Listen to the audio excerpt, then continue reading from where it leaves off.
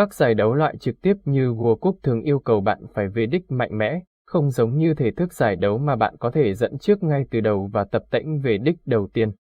Argentina rõ ràng đã nhận được thông điệp vào đêm mà Lionel Messi ghi bàn thắng thứ 11 tại World Cup, vượt qua Gabriel Batistuta trong lịch sử trong trận đấu thứ 25 tại World Cup, ngang với Lothar Matthaus. Họ đã lọt vào trận chung kết World Cup lần thứ 6 theo cách thuyết phục nhất có thể. Argentina bước ra sân để khởi động trước trận đấu với sự vênh váo của một đô vật chuyên nghiệp, khi jersey của sân vận động Lusail chơi bài La Mano Reggio của Rodrigo. Bài hát bày tỏ lòng kính trọng đối với Diego Maradona được đặt thành nhịp cumbia. Và, như với âm nhạc đầu vào của một đô vật chuyên nghiệp, đám đông chủ yếu là người Abilete đã xuất hiện một cách nghiêm túc. Tuy nhiên, những lối vào lớn sẽ chẳng có ý nghĩa gì khi chúng không được hỗ trợ bởi những màn trình diễn lớn. Trên thực tế, Argentina đã trở nên tốt hơn khi giải đấu diễn ra. Tuy nhiên, ngoài trận đấu thứ 3 với Ba Lan, họ đã không thể thi đấu trọn vẹn 90 phút để thua Hà Lan 2 bàn ở tứ kết. Cuối cùng họ đã tiến lên trên chấm phạt đền và gần như làm được điều tương tự trước Úc ở vòng 16. Đêm thứ 3 tại sân vận động Lusail Iconic thì khác, điều này là toàn diện, điều này đã được tự tin, đây là sự kiểm soát, và trong khi Messi mở tỷ số từ chấm 11 m và cung cấp một khoảnh khắc kỹ thuật lố bịch để kiến tạo bàn thắng thứ 3, thì đây là một màn trình diễn của cả tập thể. Bất cứ điều gì phụ thuộc vào Messi có thể đã ảnh hưởng đến họ trong quá khứ đã được chữa khỏi trong đêm, anh ấy chỉ đơn thuần là quả anh đào trên đỉnh. Huấn luyện viên Lionel Scaloni của Argentina biết Croatia sẽ chơi như thế nào, người đồng cấp Lazza không giấu giếm điều đó.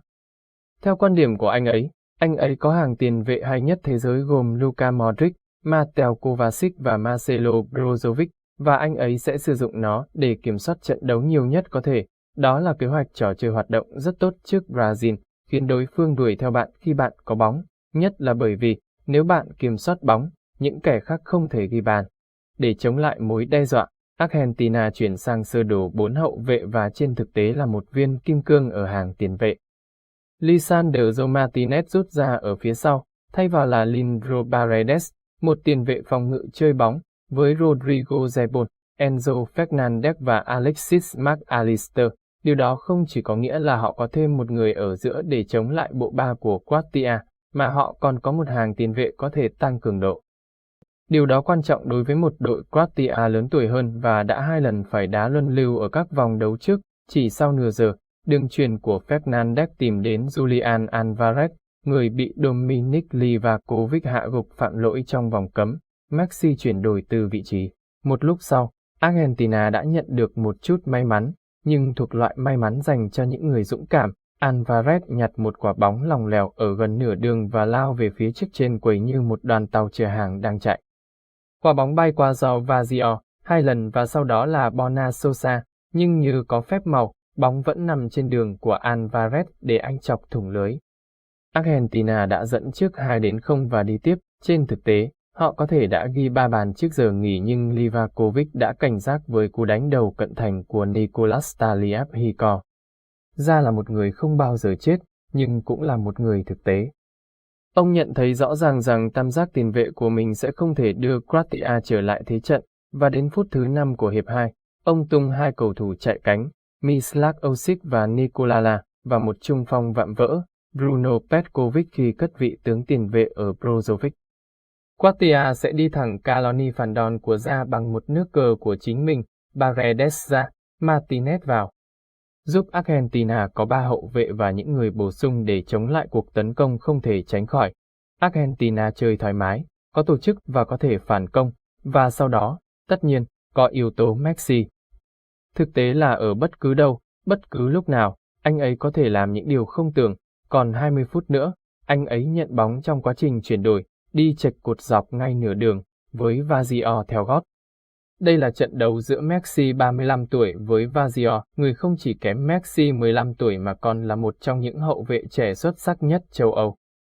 Bạn kỳ vọng Messi sẽ tạo ra một số kỹ xảo bằng chân để tìm khoảng trống, hoặc có thể nhìn thấy, và thực hiện một đường chuyền mà không ai khác nhìn thấy. Bạn không mong đợi anh ấy đưa trẻ đi chơi. Nhưng đó là những gì anh ấy đã làm.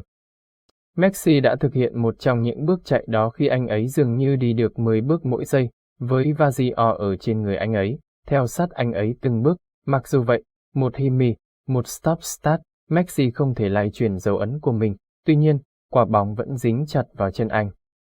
Một cú lùi, một trò cướp biển, và Vazio vẫn ở đó, không thể bị mất, giống như hình ảnh phản chiếu trong gương, và thế là Messi giả vờ đi theo hướng này và đi theo hướng khác, đôi chân đạp nhanh hơn bao giờ hết, và bằng cách nào đó, anh dê bóng qua Vazio, theo cách mà anh ấy có thể đã thực hiện xung quanh 1001 quả cam khi tập luyện khi còn nhỏ.